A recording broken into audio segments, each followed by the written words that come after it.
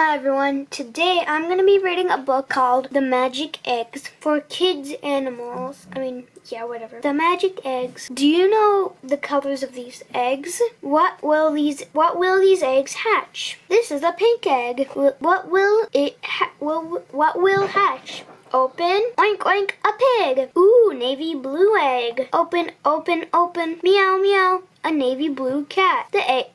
The egg is purple. What else is in this egg? Open now. Surprise! A purple unicorn. What in the yellow egg? What else in the yellow egg? Open. A yellow chicken. Cheep cheep. What color is this egg? Open this brown egg. Growl growl growl growl. A brown dog. Egg will hatch into what? An animal with a house on its back? Open now. Open now. Wow wow. A turtle. What egg is in this? It called is sky blue egg. Open now, please. Open. An elephant. Trumpet, trumpet. Hooray! Hooray! Orange egg. Which animals are orange? Let's see. A orange rabbit. Squeak, squeak. Petroleum. Blue egg.